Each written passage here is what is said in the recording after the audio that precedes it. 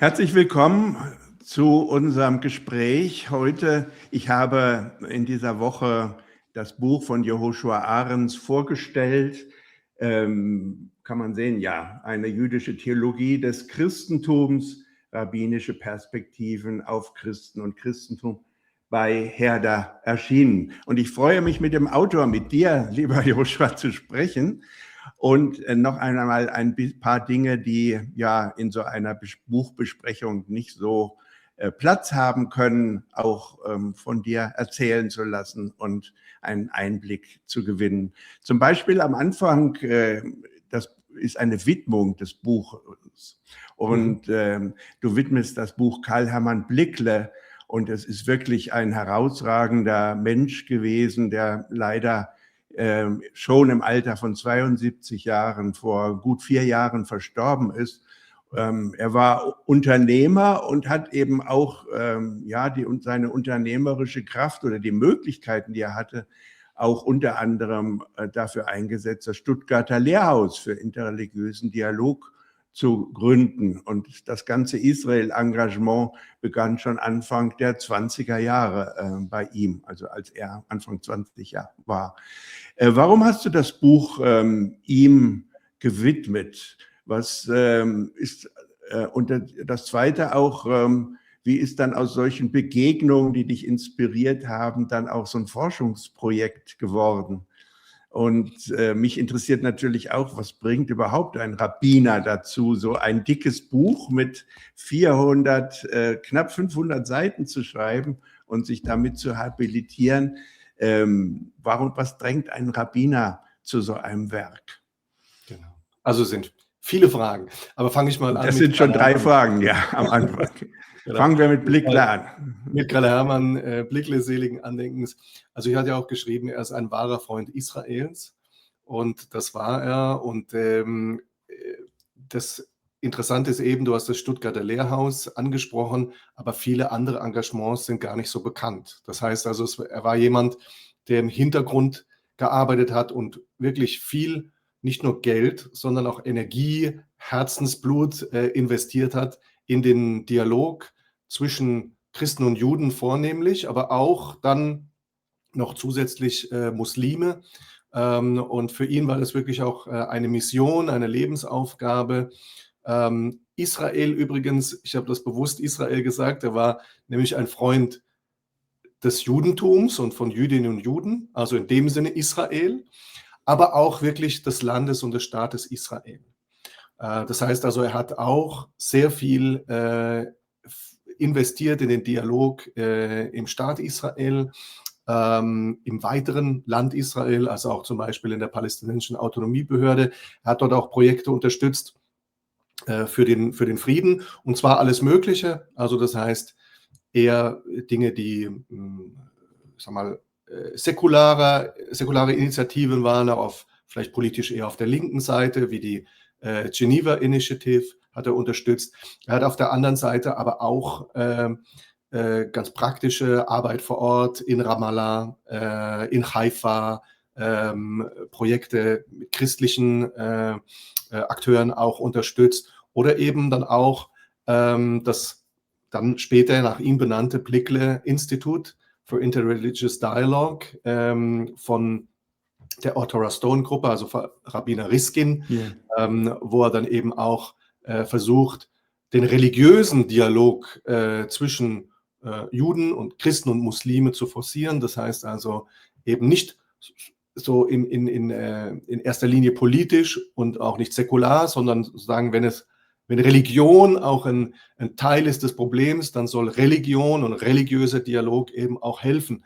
Und also da hat er sehr viele Dinge gemacht und es gibt noch viele andere Sachen zu sagen. Und in Deutschland auch übrigens war es viel mehr als jetzt nur das Stuttgarter Lehrhaus. Er hat ganz viele Projekte überall in Deutschland auch mitgefördert.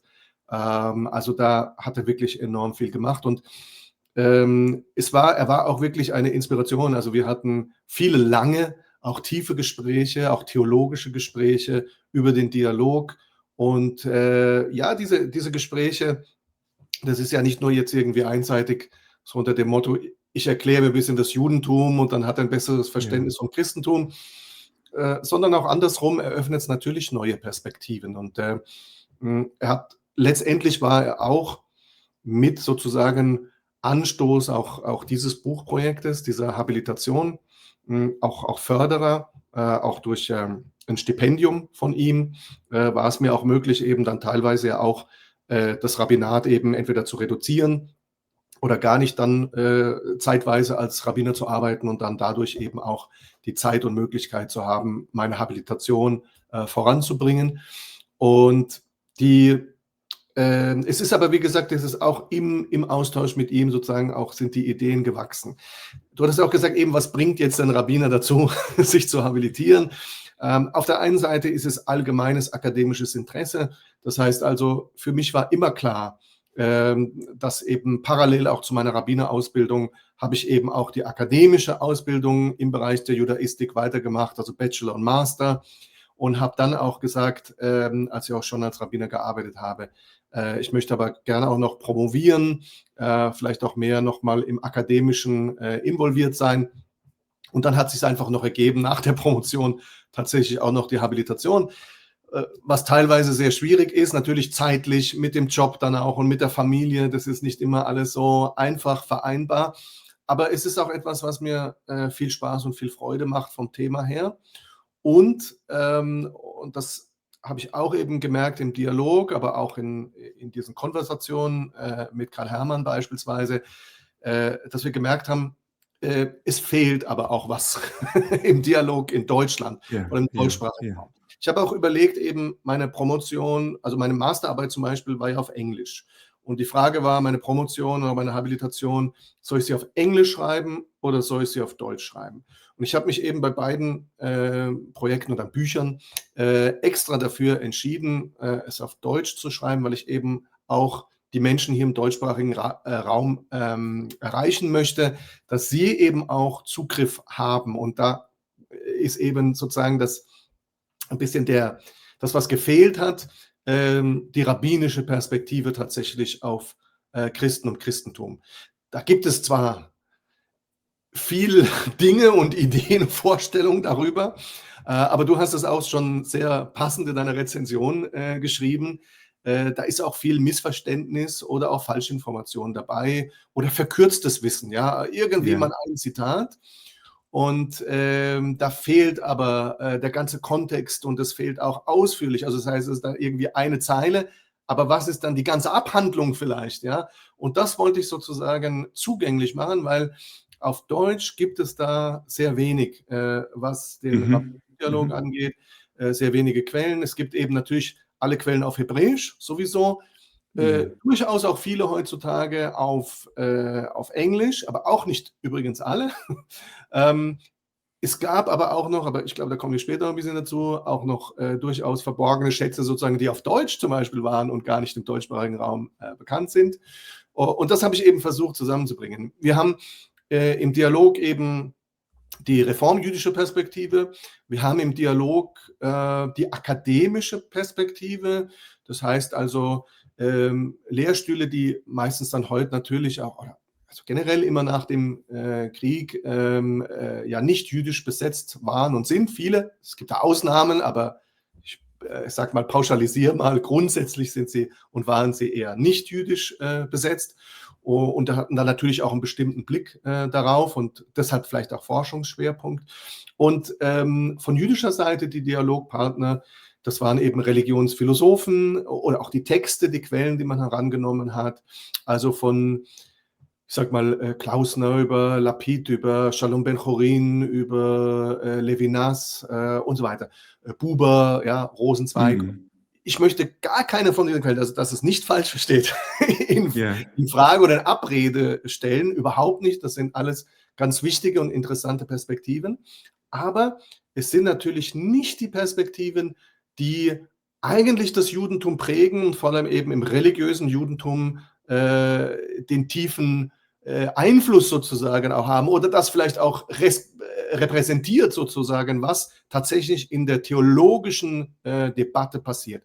Und man muss sich sozusagen vorstellen, man würde jetzt in der christlichen Theologie Du hast ja auch Theologie studiert, Rickleff. Stell dir vor, du wärst jetzt da irgendwie in der Dogmatik oder systematischen Theologie oder irgendwas und da hieß es, schreib mal was zur Theologie mit dem Judentum und du würdest jetzt christlicherseits nur Religionsphilosophen und Akademiker zitieren, die keinen theologischen. Dann hättest du ja natürlich die Arbeit verfehlt sozusagen. Ja? Und so ein bisschen vereinfacht ausgedrückt habe ich das Gefühl, ist es eben im deutschsprachigen Raum auch, dass man sich eben auf bestimmte Quellen konzentriert hat. Und teilweise muss ich sagen, also da kommt dann, also bitte nicht falsch verstehen, mit allem großen Respekt für diese Leute, aber da kommt dann irgendwie das 20. Buch oder der 25. Artikel zu Martin Buber und dem Dialog oder zu Levinas. Aber wo ist denn die theologische Debatte? Und das habe ich versucht tatsächlich damit reinzubringen. Das war meine Motivation. Also das heißt sozusagen, wenn dir etwas fehlt in einem Bereich, dann kannst du drüber meckern und sagen, irgendjemand muss es machen. Oder du sagst dann halt selber, okay, dann setze ich mich jetzt hin und trage das zusammen und versuche das zusammenzutragen. Und das ist man sucht sich ja für eine Forschungsarbeit auch immer eine Nische, ja, also die noch nicht bearbeitet ist. Aber das Besondere ist eigentlich bei deinem Buch, wenn du auf das orthodoxe Judentum zugehst und sagst, wie hat sich das orthodoxe Judentum über das Christentum geäußert, dass du zeigst, es ist eigentlich keine Nische, sondern dass die Grundthese oder eine ganz wichtige These ist, du hast es eben schon angedeutet, anders als bei uns, die Menschen meinen, also die Reformjuden, die liberalen Juden, die sind dem Christentum aufgeschlossen, die sind nicht so ans Gesetz gebunden, an die Grenzen einer Torah.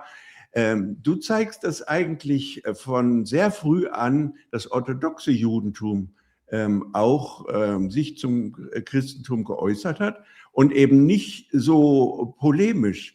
Wie erklärst du dir eigentlich, dass in Deutschland so ein schiefes Bild entstanden ist, was du mit deiner Arbeit ein bisschen korrigieren willst? Das ist tatsächlich eine gute Frage. Ich glaube, da gibt es jetzt nicht die pauschale Antwort. Also ich habe das Gefühl, dass sich eben die Akademiker, die dann geforscht haben, eher sich mit den Protagonisten befasst haben, die ihnen vielleicht auch gut entsprechen oder die sie gut verstehen. Und deshalb, da ist zum Beispiel für einen liberalen evangelischen Theologen, der vielleicht auf einem Judaistik-Lehrstuhl ist natürlich dann Buber interessant, es sind ja schöne Texte, ist eine schöne Philosophie, die einen wahrscheinlich auch als Christ, als liberalen Christen ansprechen und mit der man sich gut connecten kann. Und da ist es schon irgendwie komplizierter mit den irgendwie theologischen, auch teilweise natürlich gar nicht so leichten Äußerungen von irgendwelchen Rabbinern durch die Jahrhunderte, von denen man vielleicht auch gar nicht alle Quellen hat und die Kontexte kennt und so. Das ist natürlich schwieriger. Also das verstehe ich in diese Richtung. Auf der anderen Seite glaube ich, dass man darf nicht vergessen, die orthodoxen Rabbiner sind diejenigen, die ja in den großen Gemeinden in Deutschland aktiv sind, in den allermeisten Gemeinden. Also wir sind ja ungefähr, habe ich ja auch in meinem Buch geschrieben, 90% der Jüdinnen, über 90%, wahrscheinlich 95%, sind ja in Gemeinden mit einem orthodoxen Rabbinat und gerade eben die großen Gemeinden sind es. Und da haben natürlich die Rabbiner sehr den Fokus drauf auf die Gemeindearbeit, sind auch alle, das wissen viele nicht, aber praktisch alle, also ich kenne jetzt jedenfalls keinen orthodoxen Rabbiner, der nicht auf die eine oder andere Weise im Dialog auch aktiv wäre, aber meist lokal. Ja, also das heißt, wenn ich jetzt hier schaue in Frankfurt, dann sind die Frankfurter Rabbiner im Dialog hier lokal in Frankfurt, sind hier im Rat der Religionen vertreten oder hier sind sie auch mit den Kirchen im Dialog und halten da Vorträge oder so, aber weniger auf Bundesebene. Und auf Bundesebene, glaube ich, da haben eben Reformrabbiner gesehen, da ist eigentlich so ein bisschen eine Lücke, da können wir rein. Ja? Teilweise ist es vielleicht auch so ein bisschen, wenn sie eben nur kleinere Gemeinden hatten, teilweise vielleicht auch nur in einer Teilzeitanstellung, dann kann eben auch interreligiöser Dialog eben noch ein Feld sein, in dem man sich noch engagiert. Also ich glaube, deshalb sind einfach aus dem reformjüdischen Bereich da einfach immer mehr aktiv gewesen und auch auf, sagen wir mal, auf dieser Bundesebene sichtbarer sozusagen. Und es gibt auch auf orthodoxer Seite übrigens diese Austausche. Also es gibt zum Beispiel ein regelmäßiges Treffen ja auch mit den Bischöfen beider Konfessionen.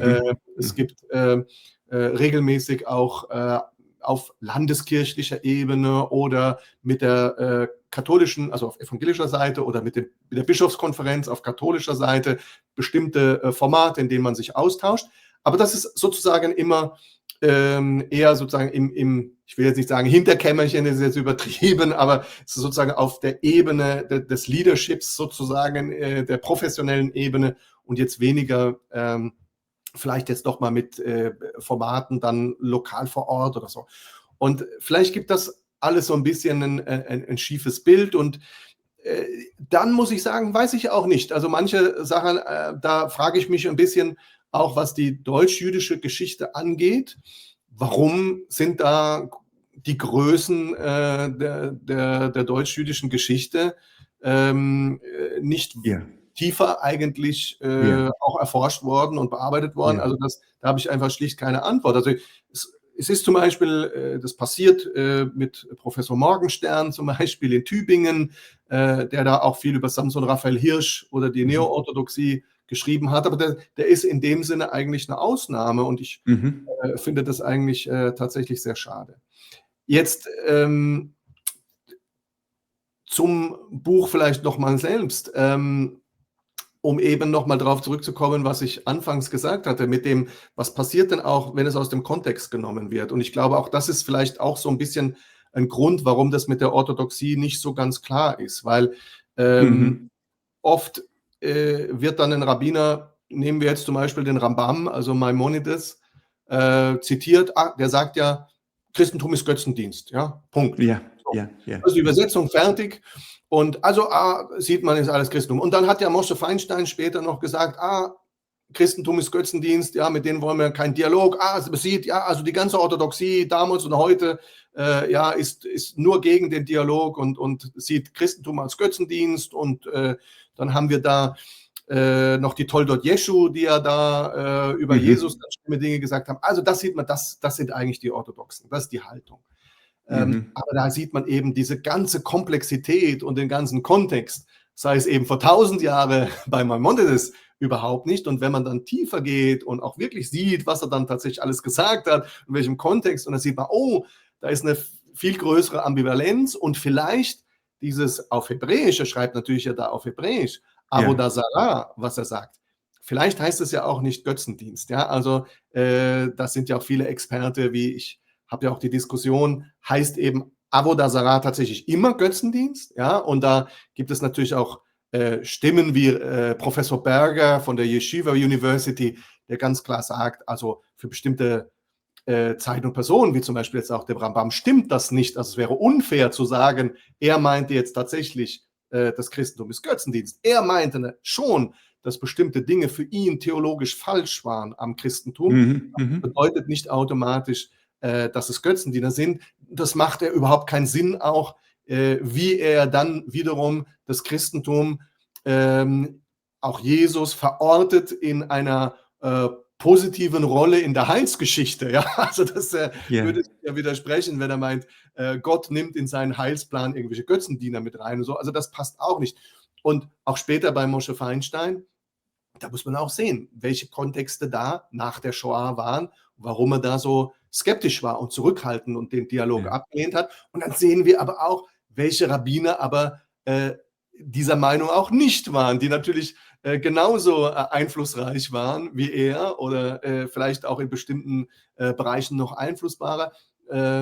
Also da muss man dann sehr genau schauen. Also da kann man nicht irgendwie von einem Rabbiner einen Halbsatz nehmen und darauf schließen, das ist die orthodoxe Meinung. Und ich glaube, das ist sowieso auch, hoffentlich wird das deutlich in dem Buch, es gibt ja nicht diese eine jüdische Position zum Christentum, sondern es gibt verschiedene Konzepte, verschiedene Meinungen und diese Konzepte wurden immer wieder aufgegriffen. So funktioniert ja eben auch Halacha und die rabbinische Debatte und dann wurden diese Positionen entweder sozusagen mit aufgenommen in die eigene Position oder sie wurden abgewiesen und es gab was anderes oder sie wurden angepasst irgendwo. Ja?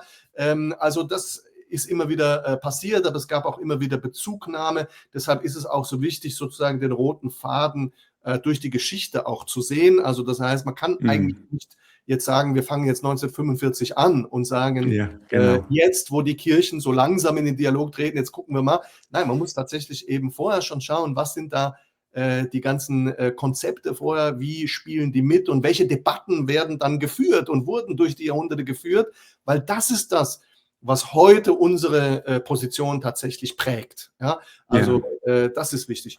Und ich möchte auch darauf hinweisen, es stimmt schon, dass ich viele positive Äußerungen nehme, aber ich bemühe mich ja immer, dass es nicht einseitig wird. Ich bemühe mich auch wirklich zu versuchen, die großen repräsentativen Rabbiner und Denkschulen von der jeweiligen Zeit und dem jeweiligen Ort zu bringen.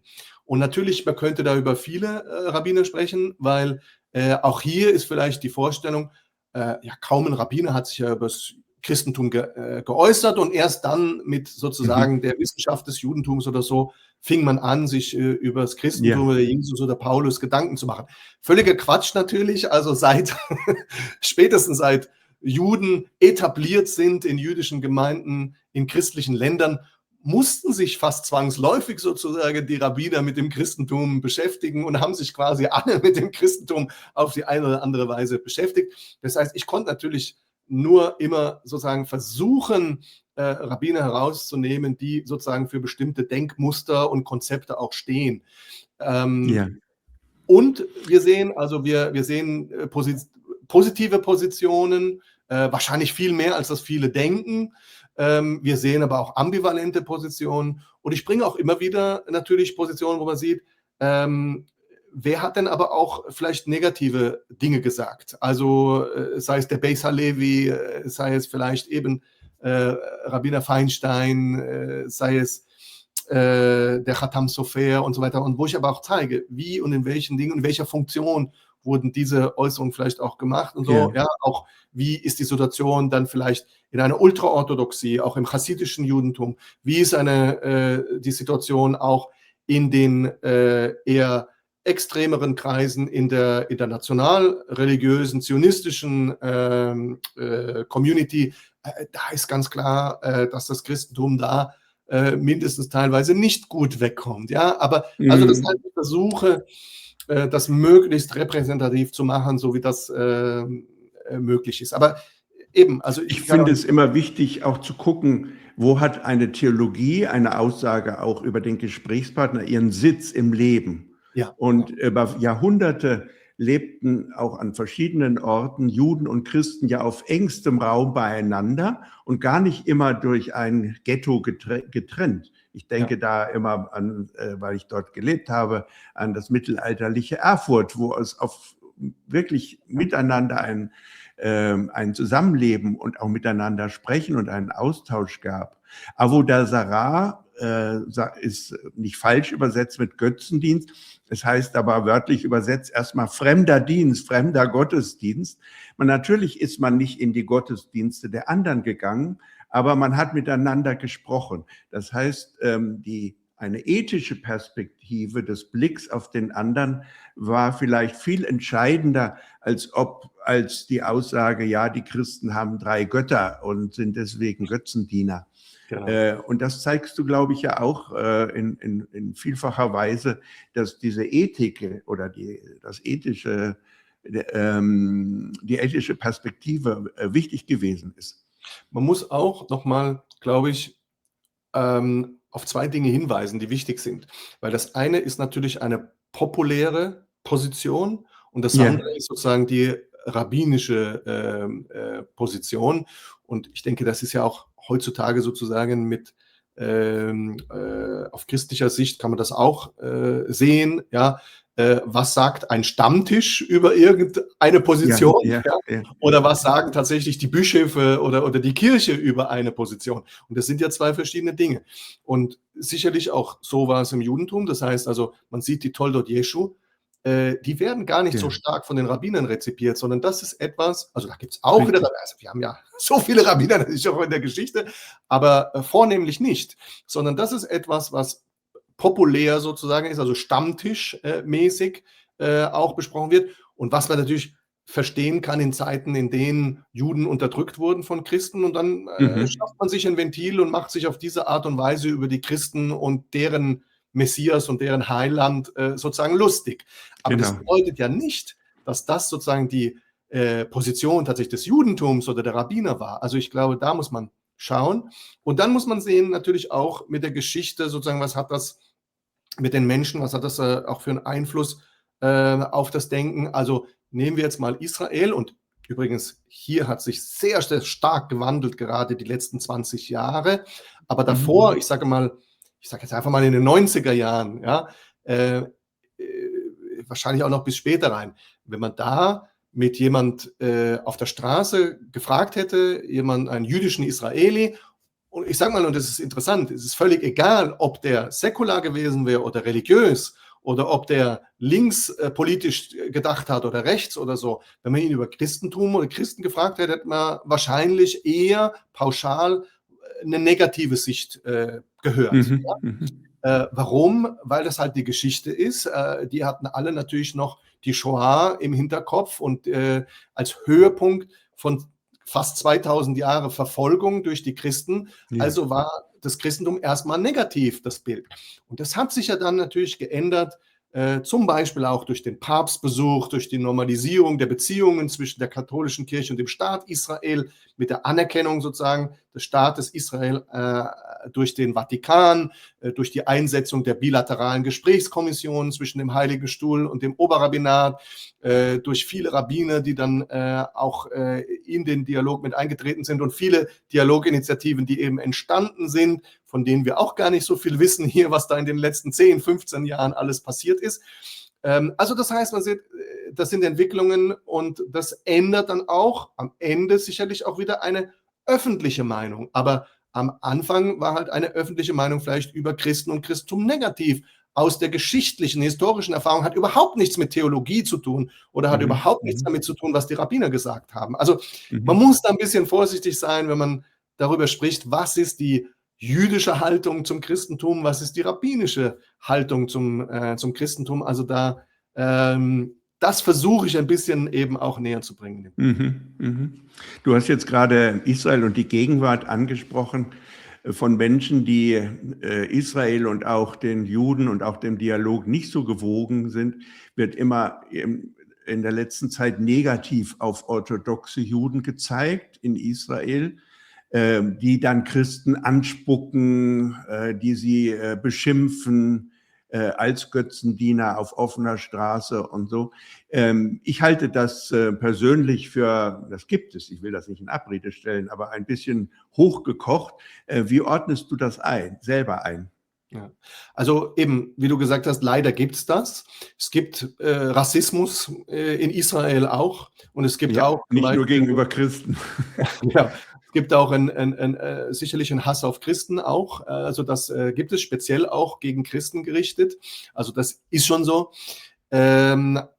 Leider, ich möchte es jetzt auch gar nicht verniedlichen oder verharmlosen, aber du hast schon selber gesagt, man muss schauen, also man darf das jetzt auch nicht so hochkochen, als wäre das jetzt eben die Meinung aller Israelis. Also da muss man auch ein bisschen aufpassen und ich glaube auch, das ist zum Glück wirklich eine kleine Minderheit, also schlimm, dass es das gibt, aber es ist nicht das, glaube ich, was prägend ist und gerade wenn man sich ein bisschen damit beschäftigt, was tatsächlich alles an Dialoginitiativen und Dinge passiert ist, wirklich in den letzten 10, 15 Jahren in Israel, dann sieht man, dass da fast so eine Transformation der Gesellschaft auch stattfindet, eben hin eher positiv zum Christentum anstatt negativ.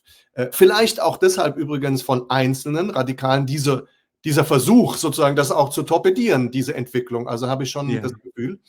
Und auf der anderen Seite, wenn man schaut, wie das israelische Oberrabbinat reagiert, wie israelische Rabbiner, orthodoxe Rabbiner reagieren, wie auch zum Beispiel die Europäische Rabbinerkonferenz, der ich ja auch angehöre, reagiert und viele andere Rabbinerverbände oder Organisationen, da gibt es ganz klar eine Verurteilung dieser Taten. Also das heißt, da gibt es meines Wissens überhaupt keinen Verband, oder Organisation, die das jetzt gut heißt und das unterstützt, sondern ganz im Gegenteil. Und es gibt auch gerade von denen, die auch im Dialog aktiv sind, auch eine große Solidarität mit den Christinnen und Christen in Israel, aber auch überall weltweit.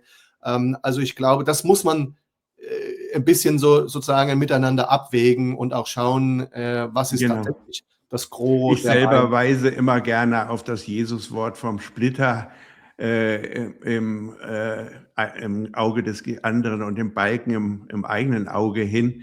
Wenn man die Übergriffe auf Juden in den letzten Jahren in Deutschland anschaut, dann steht das auch schon allein quantitativ, zahlenmäßig in keinem Verhältnis. Und da sollte man erstmal hier in die eigene Landschaft gucken.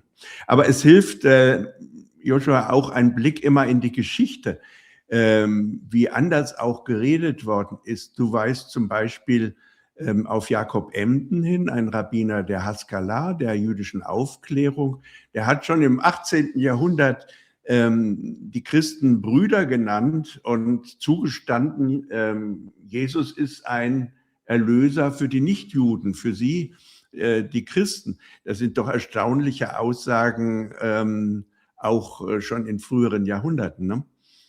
Absolut. Also ich glaube, das ist wichtig, dass man das sieht und auch schaut eben die verschiedenen Positionen, die es gab. Es gab immer eher ablehnende Positionen, es gab immer ambivalente Positionen, es gab inklusivistische Positionen, es gab immer aber auch universalistische oder sehr tolerante Positionen. Aber hier meine ich also wirklich Toleranz auch nicht im Sinne einfach mal so irgendwie akzeptieren, sondern wirklich für ein Miteinander. Übrigens sogar schon viel früher, also wenn man Al-Fayumi sieht, sogar schon im Mittelalter zum Beispiel, der da im Prinzip Jesus und Mohammed als Propheten anerkennt. Ja? Als Propheten für die anderen Völker, eben nicht für uns Juden, aber für die anderen. Also das ist schon enorm. Und dass er auch sagt, auch was die sagen, ist Wahrheit, ja, ist auch Ja, ja, Torah, ja, ja, ist also auch ja. göttliche Lehre. Nur eben nicht für uns gedacht, sondern für die anderen Völker. Aber also da sieht man, dass unglaubliche Dinge sind da. Und vor allem eben jetzt ist die Frage sozusagen, wenn man zurückschaut und sieht diese verschiedenen Konzepte und eben natürlich vor allem dann ab der Aufklärung, ab der Emanzipation, dann ging es sozusagen so richtig los mit den sehr positiven Äußerungen, den Angeboten Richtung Partnerschaft zum Christentum, was leider das Christentum nicht angenommen hat. Ja. Und was ich sehr schade finde, weil natürlich kann man nie sagen, also das wäre ein bisschen vermessen zu sagen, ja, was ist denn, jetzt gehen wir mal zurück in die Geschichte und wenn jetzt das so gelaufen wäre oder so gelaufen, was wäre passiert? Ich weiß, das ist immer so ein bisschen nicht so, wie man das vielleicht macht, aber ich bin ja zum Glück jetzt kein Historiker und darf das ein bisschen machen und würde jetzt schon behaupten, hätten die Kirchen dieses Angebot am Ende des 19. oder Mitte bis Ende des 19. Jahrhunderts, dieses Gesprächsangebot des Judentums angenommen und wären in einen Dialog getreten mit dem Judentum. Ich glaube, da hätte die Geschichte ganz anders laufen können. Auch für Deutschland hätte es ganz anders laufen können, weil er eben natürlich gerade auch der rassische Antisemitismus, der letztendlich auf einer Basis dieses theologischen Antisemitismus durch die Jahrhunderte, da fruchtbaren Boden sozusagen vorbereitet hatte für diesen rassistischen Antisemitismus, eine der Triebfedern natürlich war für den Nationalsozialismus und für das, was später passiert ist. Und wer weiß, was passiert wäre, wären die Kirchen in den Dialog mit dem Judentum getreten und hätten das auf Augenhöhe anerkannt. Es hätte vielleicht ganz andere gesellschaftliche Auswirkungen im positiven Sinne haben können. Also wie gesagt, das ist natürlich alles Spekulation, aber es ist leider nicht passiert. Aber trotzdem, was, glaube ich, wichtig ist für uns heute, schauen wir uns heute an, auf welche Quellen nehmen heute die Rabbiner Bezug? Was suchen sie sich aus der Fülle der Quelle, wenn sie über Christen und Christentum sprechen? Und das sehen wir eben in den Erklärungen. Und da sehen wir schon, dass auch nichts verheimlicht wird oder auch nicht die schwierige Zeit einfach vergessen wird. Das wird erwähnt in beiden, zum Beispiel orthodox-jüdischen Papieren, den Willen unseres Vaters im Himmel tun und aber auch zwischen Jerusalem und Rom. Da wird auch erwähnt die schreckliche und auch blutige Geschichte auch der Verfolgung durch Christen in der Vergangenheit. Es wird die Shoah erwähnt. Aber dann werden eben auch die Veränderungen in den Kirchen gewürdigt. Und dann wird darauf auch basierend und auf quasi der Tschuwa, könnte man sagen, also der Umkehr der Kirchen, die dann wirklich auch ihre Theologie des Judentums um 180 Grad ja verändert. Das wird auch anerkannt und gewürdigt und da wird jetzt geschaut, auf dieser Basis hin, was kann denn jetzt unsere Position sein? Also es ist jetzt nicht so tit for tat, ja, also ihr sagt was Schönes, wir sagen was Schönes, sondern es ist einfach, es gibt eine andere Grundlage und eine andere Möglichkeit wiederum, auf bestimmte Quellen auch Bezug zu nehmen, wenn wir jetzt eben das Christentum beurteilen. Und das ist wichtig sozusagen. Das sagt ja viel darüber aus, wie die Rabbiner heutzutage denken. Und wenn wir überlegen, dass den Willen unseres Vaters im Himmel tun, ich weiß jetzt gar nicht wie viele, aber ich glaube mittlerweile fast 200 Rabbiner unterzeichnet haben und aus allen möglichen Ecken sozusagen der jüdischen Orthodoxie, also von der eher liberalen Open Orthodoxie wirklich bis in die Ultraorthodoxie, das Rabbiner mit unterstützen. Wenn wir aber auch sehen, gerade zwischen Jerusalem und Rom, was sozusagen wie eine Art offizielles Dokument ist, was wir eigentlich gar nicht haben, ist ja fast schon sozusagen wie eine synodale Entscheidung oder irgendwie sowas oder auf der katholischen Seite, ich weiß gar nicht, was es wäre, also fast so eine Konzilsentscheidung, nämlich als Herausgeber das Oberrabbinat in Israel, die nordamerikanische Rabbinerkonferenz und eben die europäische Rabbinerkonferenz, die ja sozusagen 90% aller orthodoxen Rabbiner in der Welt repräsentieren. Ja? Wenn die diese Position haben, dann sieht man ja schon, wie ticken und wie denken die Rabbiner heute in Bezug auf Christen und Christentum. Ob das alles dann immer natürlich so auf die Basis runter triggert, ist nochmal eine andere Frage. Auch da wird es sicherlich auch länger dauern, weil das sind Prozesse, die jetzt eben die letzten Jahrzehnte passieren. Da kann man noch nicht erwarten, dass das überall auf der Basis angekommen ist. Und das ja auch, sehen wir auch andersrum so. Also es ist ja nicht so, dass jede evangelische Verlautbarung, jede katholische Verlautbarung, dass das jetzt bei allen Katholiken, bei allen evangelischen Christen jetzt angekommen ist, überhaupt nicht. Ja, und wir sind immer noch in der Phase, dass die Aufgabe besteht, für Christen, diese Dokumente aus dem letzten Jahrzehnt, an denen du auch mitgewirkt hast, überhaupt zur Kenntnis zu nehmen. Also wenn man in Gemeinden, in Kirchen fragt, kennt ihr das, habt ihr das gelesen, ist, glaube ich, das Antwort eher ein Schweigen oder ein Nein. Ja. Also das ist erstmal die Aufgabe, die ansteht. Du hast Stichwort Quellen, das hast du eben genannt, die auch in diesen Erklärungen des Judentums berücksichtigt werden. Du hast selber enormes Quellenstudium für deine Arbeit gemacht. Du warst in Southampton, in London, Zürich, Jerusalem und hast an Nachlässen von Oberrabbiner Herz gearbeitet, vieles mehr und ausgegraben. Jetzt einfach mal ganz locker gefragt oder ganz einfach gefragt, was war eigentlich das, was dich selbst bei deiner Arbeit am meisten überrascht hast, wo dein Herz anfing schneller zu schlagen? Also tatsächlich der wichtigste Schatz, sage ich mal, den ich für mich entdeckt habe, war sicherlich von Rabbiner Taubes. Rabbiner Taubes, Chaim Zvi Taubes, ganz spannende Figur, er war Oberrabbiner in Zürich in einer ganz schwierigen Zeit auch, von 1936 bis 1966, also in der Zeit sozusagen zwischen Beginn der Judenverfolgung, Shoah, Etablierung des Staates Israel, aber eine schwierige Phase auch am Anfang und so. Also in dieser Phase war er Oberrabbiner in Zürich, hatte da auch übrigens als Zionist durchaus Gegenwind, ja, von orthodoxer Seite, da waren nicht alle zionistisch, aber eben auch von Gemeindeseite, da waren auch nicht alle unbedingt dieser Meinung, also mit seinem Vorstand in der Gemeinde, der ICZ, hat er da Probleme gehabt, die da jetzt gar nichts unbedingt von Zionismus wissen wollten. Und was viele eben nicht wissen, sozusagen das andere Herzensthema von ihm war tatsächlich der Dialog mit den Religionen. Und übrigens, er war nicht nur ein Pionier des jüdisch-christlichen Dialogs in der Schweiz und in Europa, muss man sagen, sondern er war auch ein Pionier des jüdisch-christlich-muslimischen Dialogs. Also er hat immer schon die Muslime mitgedacht.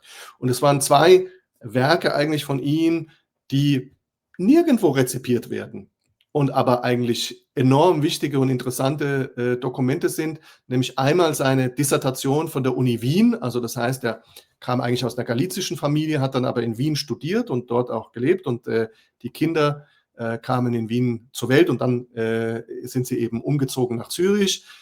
Übrigens eben der eine Sohn ist ja sehr bekannt, so ein anderer Taubes. Ja, der Jakob. Der berühmte Jakob Taubes, der diese Richtung hier angenommen hatte, übrigens ja von seinem Vater hat, aber da sage ich gleich noch ein bisschen was dazu. Und seine Dissertation an der Uni Wien war Jesus und die Halacha in den 20er Jahren. Also da hat er schon angefangen, sich mit dem Christentum zu beschäftigen, auch mit Jesus. Und dann war 1940 sein zweites Werk, ein Essay, den er auch als Vortrag gehalten hatte und dann als Essay niedergeschrieben hatte, die Gemeinsamkeiten von Judentum, Christentum und Islam. Und das eben 1940, das heißt also zu nicht nur Beginn des Zweiten Weltkrieges, aber auch dann wirklich der systematischen Judenverfolgung. Und er hat das sehr genau gewusst, was passiert, weil leider von ihm Verwandtschaft ja noch in Österreich, in Osteuropa war. Viele in seiner Familie wurden tatsächlich ermordet. Seine Eltern haben es dann geschafft, noch sich nach Israel zu retten. Aber das heißt, es war auch eine sehr schwierige Zeit persönlich für ihn. Und sicherlich auf der einen Seite sozusagen eine Motivation, aufs Christentum zuzugehen, der versuchen, Verbündete zu haben in der Flüchtlingsposition, Politik und im Kampf gegen Antisemitismus. Aber das wurde sehr schnell eben theologisch. Und er hat da eine Theologie, über die, wie er es nennt, positiven Offenbarungsreligionen gezeichnet, die wunderbar ist und die heute noch gilt, wo er, ich glaube, seiner Zeit lang voraus war, wo er eben gesagt hat, nicht das Christentum oder der Islam ist Götzendienst, sondern der Rassismus und der Totalitarismus, also die Nazis und der Kommunismus, das ist Götzendienst. Und wir als religiöse Menschen müssen zusammenhalten gegen diese Hassideologien, die auch die Gesellschaft kaputt machen, die Freiheit der Menschen einschränkt. Ja? Also er hat da wirklich so etwas gezeichnet, also wunderbar. Ja? Teilweise auch sicherlich sehr eschatologisch auch geprägt bei ihm. Der ganze Essay übrigens, also die Dissertation konnte ich nicht das Ganze mit reinnehmen, sonst wäre es nochmal ein dickeres Buch genommen. Aber den Essay habe ich tatsächlich komplett auch reingenommen in die Quellensammlung, dass man es wirklich mal sieht, was er da vorgezeichnet hat und sein Interesse auch an Paulus und auch an eschatologischen Themen. Ja? Also das heißt auch, wie sozusagen das Christentum in dieser eschatologisch aufgeladenen Zeit auch entstanden ist und in welcher wir später sind. Also er hat es durchaus dann verglichen mit seiner Zeit, also mit Weltkrieg und Shoah. Die hat eben sein Sohn ja dann mit aufgenommen, der, was viele gar nicht wissen, der erstmal orthodoxer Rabbiner war. Also er hat in Montreux an der Yeshiva seine Rabbinerausbildung gemacht, so wie das der Vater sich auch gewünscht hat. Und er war auch als Junger dann noch Student, hat ihn eben auch dann an der Uni Zürich damit motiviert, dass er seine Promotion ja dann eben auch schreibt über Eschatologie und Paulus. Ja? Das wurde dann auch sein Thema. Und er hatte ihn eben 1947 mit nach Seelisberg genommen, auf die berühmte Konferenz. Und da war ja auch Taubes mit prägend, übrigens auch für die 10 Thesen von Seelisberg. Er war ja mit in dieser dritten Kommission.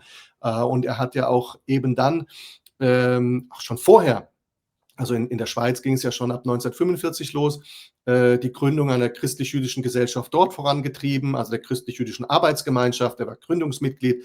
Er war der erste jüdische Präsident von der CJA in der Schweiz, hat da also auch viel gemacht. Und also das ist eine Persönlichkeit, die viele überhaupt nicht kennen, aber die einerseits viel gemacht hat, dass wir den institutionalisierten Dialog haben, wie wir ihn heute haben, und die eigentlich inhaltlich super viel anzubieten hätte, aber das überhaupt nicht rezipiert wird. Hoffentlich jetzt mehr.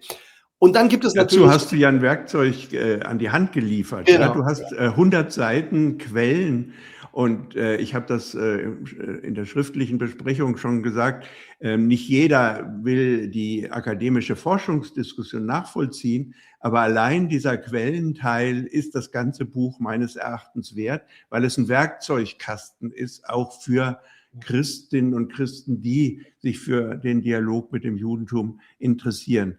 Was denkst du selbst, wie könnte auch ein Religionslehrer oder ein Gemeindekreis mit diesem Quellenteil auch arbeiten? also ich glaube erstmal, mir war es wichtig, ich glaube, du hast es auch kurz erwähnt, ich habe ja versucht, dieses Buch jetzt nicht als hochstechendes wissenschaftliches Buch zu schreiben, in dem Sinne, dass man da komplizierte, verschachtelte Diskussionen macht, das kein Mensch versteht, sondern ich Richtig. habe wirklich Das kann versucht, jeder lesen, ja. genau, das so zu machen, dass für jeden zugänglich ist, auch ein Laien, der interessiert ist und jetzt kein ausgebildeter Theologe oder Religionswissenschaftler ist. Ich hoffe also von daher, jeder kann das eigentlich verstehen.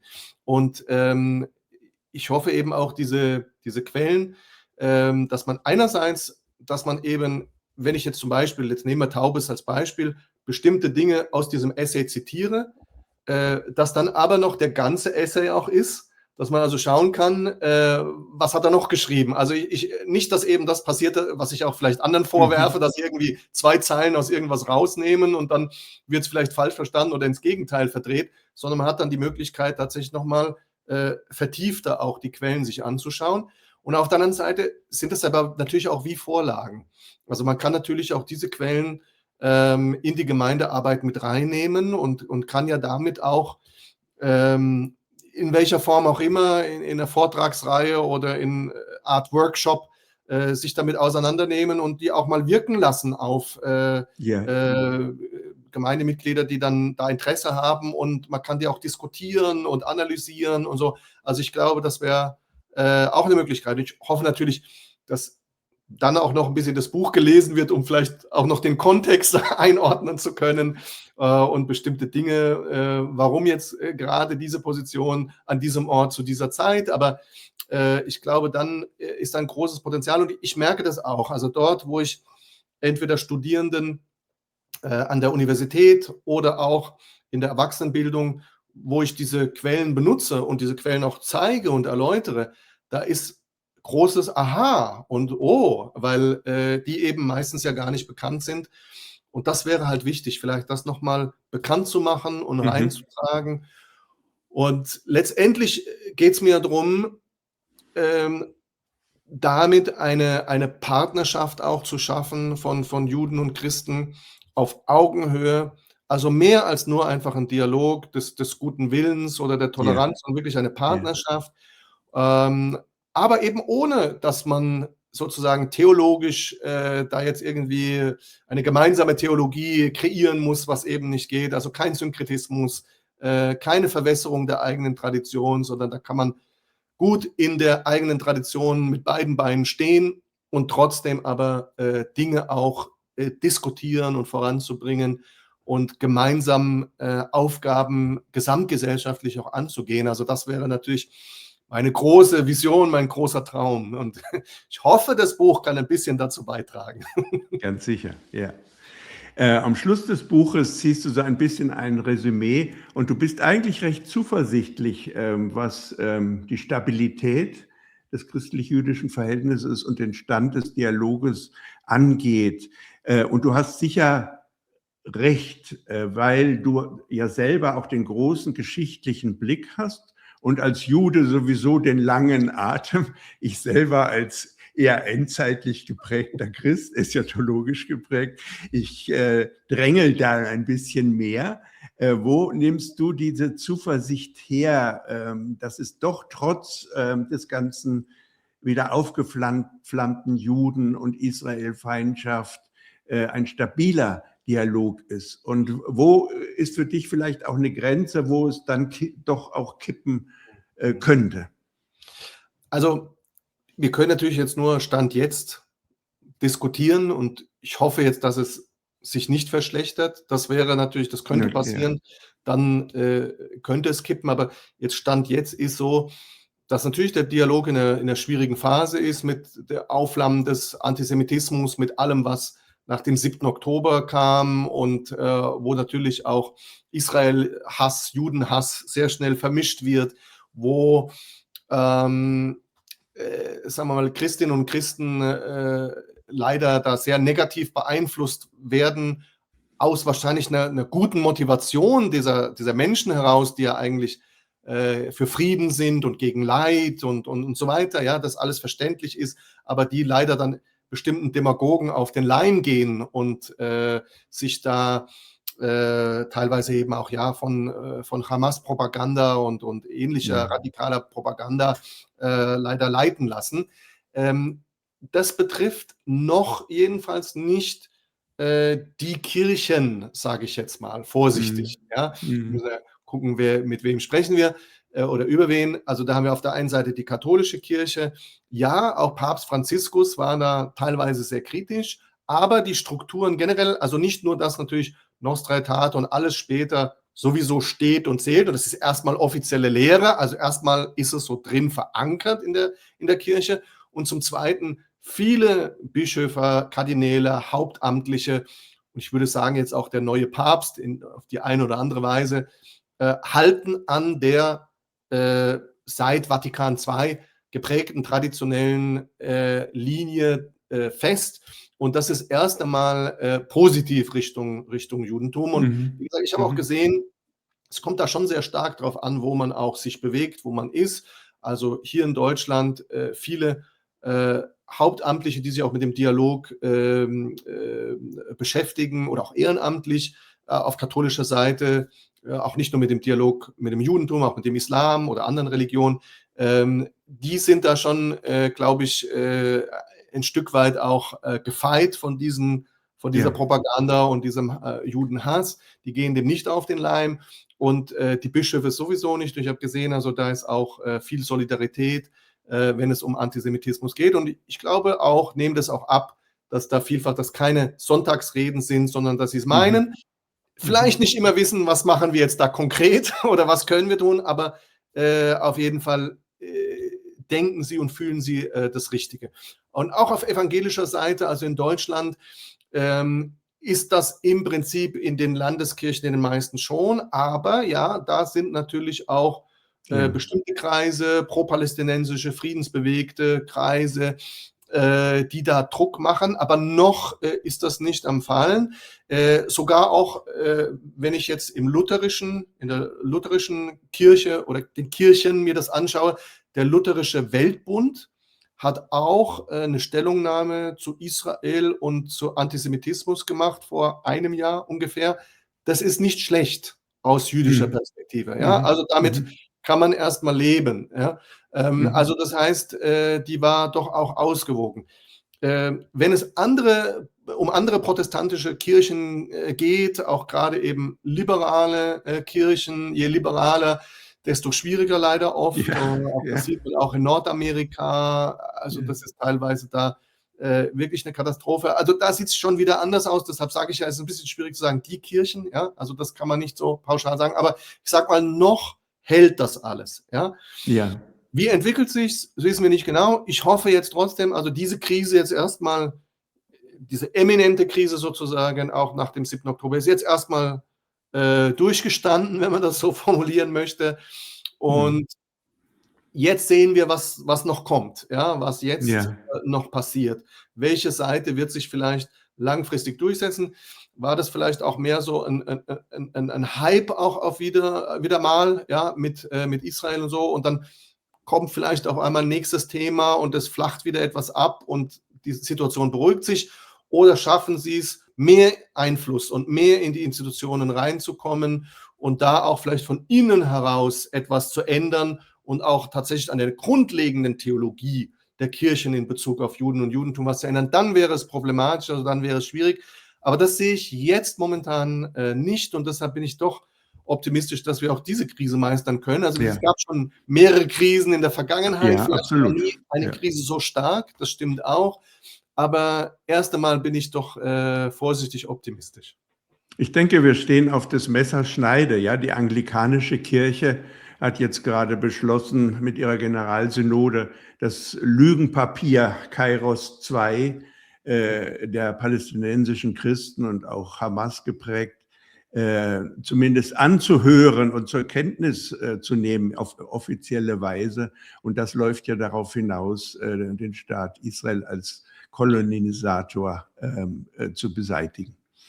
Also es ist sehr viel zu tun.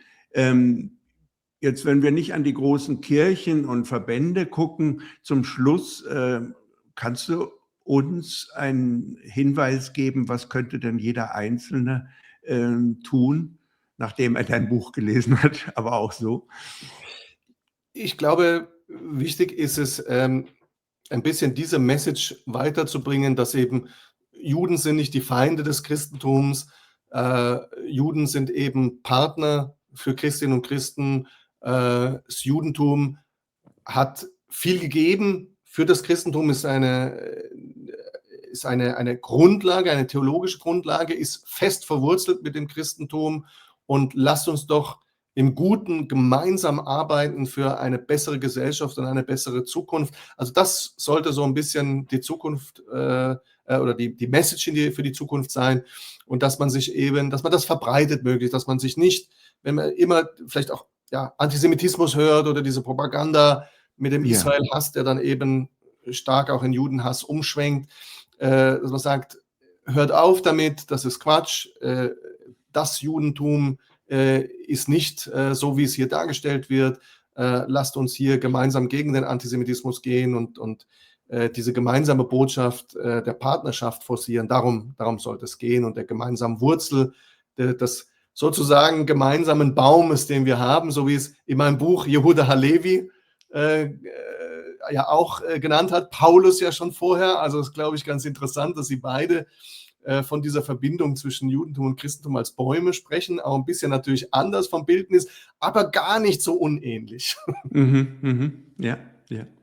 Jedenfalls, wir brauchen einander mehr denn je in einer nicht nur Juden- und Israelfeindlichen Umgebung, sondern überhaupt auch in einer religionsfeindlichen Welt ist es angesagt, dass wir mehr darauf gucken, was uns verbindet.